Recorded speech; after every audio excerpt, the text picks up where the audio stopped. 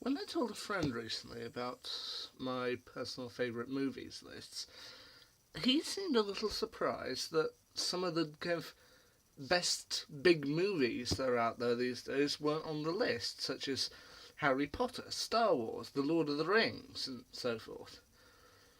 Well, here's my thought on them. This is pretty much going to be like honourable mentions, and it's not like last year's honourable mentions where I only put that up there because I technically forgot Galaxy Quest for a moment. These are actual honourable mentions. The thing I feel about the Harry Potter series, they're a great series of books and they're a great series of movies, but in my personal opinion, you wouldn't watch them every day. I mean, he objected strongly to this, but that's the thing.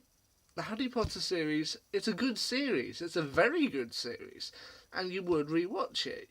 It's a good film series to rewatch. However, you wouldn't do it all year. You do it like twice a year. Like each year, you choose yourself a specific time and go right.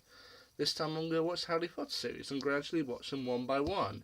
You wouldn't do that every day of the year.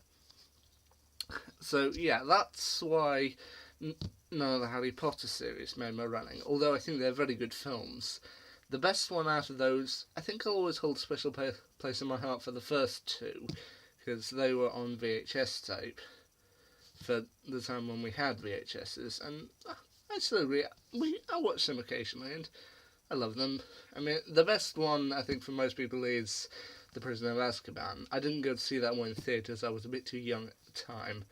So while one of my family members two of my family members went to see that one, me and another family member went to see Shrek 2 at the time. So yeah, it was a good trade.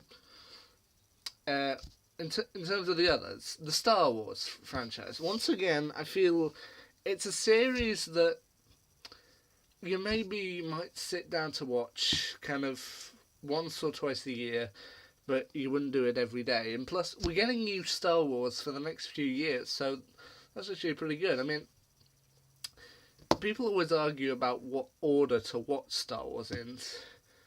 I mean, if you're going for the order in which is a release, you can make your own opinion on that, but if you were watching it in chronological order, I think you get a series of films where the action and the special effects are very good, but the dialogue is a little bit cringeworthy. Then you get a series of films where the dialogue is and storytelling is much better, but the effects seem a little bit more kind of lower grade.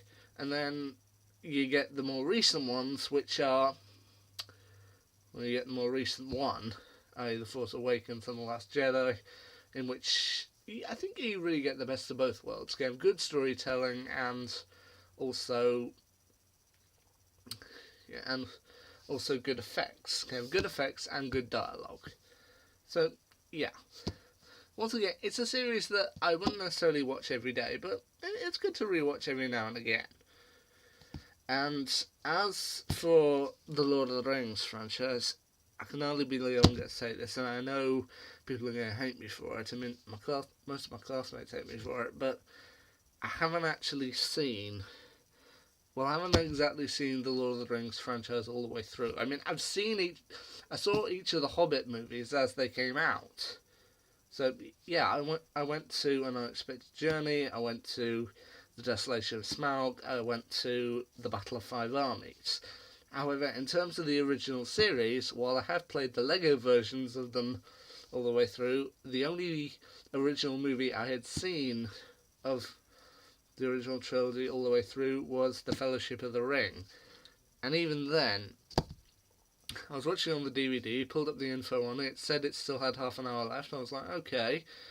Sam and Frodo got together, headed off, then the credits started rolling. It was like 30 minutes of credits, and like not even one post-credits scene or mid-credits scene, which I was a little bit disappointed about. So I did try kind of watching The Two Towers, but I haven't actually managed to get through it yet. So I know many people are going to be saying like, oh, you gotta go and watch it now. Life gets in the way. I mean, a lot of life gets in the way, and I know I'll get round to watching The Two Towers and Return of the King eventually. Just let me get a little bit of time to breathe.